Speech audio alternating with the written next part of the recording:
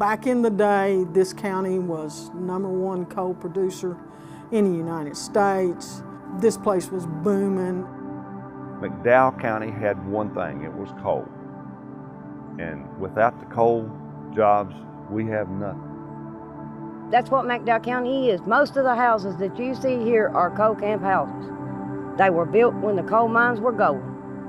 You guys vote in the last election? No, I didn't. Just don't feel that anybody they put in office, it's promises, promises, promises, and then when they get the job, they forget about the little people that voted them in. You know, a lot of people in McDowell County voted, and they got disappointed because nothing's changed. You know, all these changes was promised to us, but yet none of them was helped.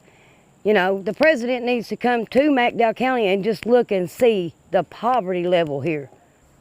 It's just, it's a mess. And I love McDowell County. This is my home. I'll die in these hills. And that's my choice. We need help, and he needs to come and see what we're going through.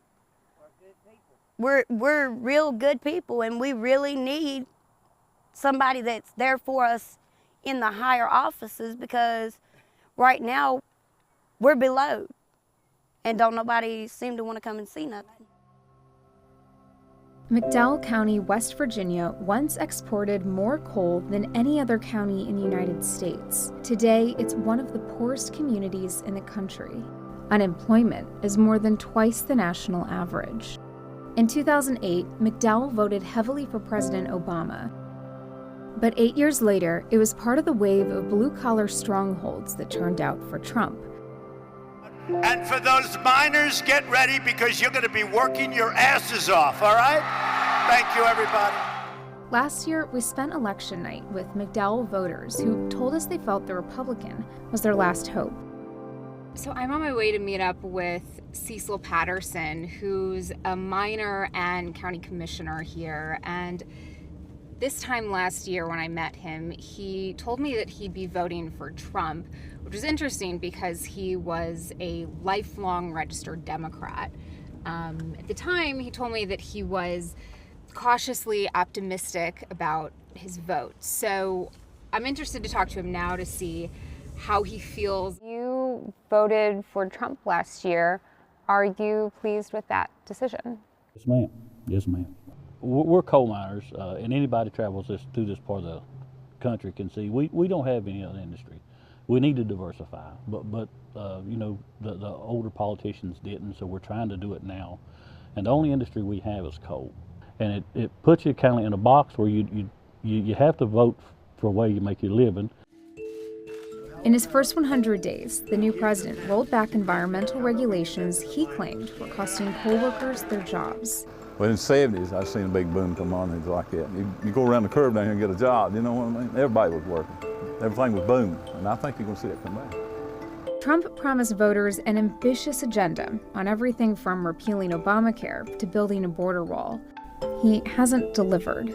But Junior Stacy, who with his business partner opened a mine in March, is still unwavering in his support. He credits Trump and his pro-business policies for the area's recent uptick in coal mining jobs. Have things changed around here since Trump came into office? Most definitely. I mean, the day you got elected, you can see, from that point on, you can see it changing. And it just keeps changing, getting better. For the coal, it's got a lot better, and it's going to get a lot better, I think. I think Trump's the man. He's for America, and he's doing what he campaigned on. I think he's standing behind everything he campaigned on. Trump's supporters blame President Obama's environmental regulations for coal's decline, but experts point to the growing demand for cleaner burning natural gas and renewable sources, as well as the role that automation has played in replacing miners with machines. Nationwide, the number of miners has fallen from 250,000 in 1980 to around 50,000 today. What is it like when the coal jobs leave a place like McDowell? What happens when those jobs Ghost town. Devastation. Ghost town. Ghost town. Everything suffers. No. It rolls right down the line. It ain't just coal jobs. It rolls down the line. The convenience stores. I mean, it just keeps going down the line. I say a mining job, 8 jobs. What? Depends. Trump's approval rating has sunk to historic lows, but in McDowell County, we found few signs of buyer's remorse. Instead, his core supporters see a hostile press holding the president to an unfair standard. Every word he says is scrutinized. I mean, it's terrible. I mean, it's just terrible. Even if I hadn't voted for the man, I would feel this way because I haven't seen it. I'm 62 and I've never seen a president treated like this. Fonda Walker and Francis Weaver have owned this printing shop for the past 21 years. They're hopeful Trump can turn their business around. We struggled through several years with the Obama administration. But now things seem like they're picking up. Good Lord. I made $13,000 last year. The most I've ever made in a year is like $16,000. So what am I, under the poverty level? In the basement? But you know, you do what you have to do with what you've got. You know, you do the best you can do. This business pays absolutely nothing for us. It takes care of itself.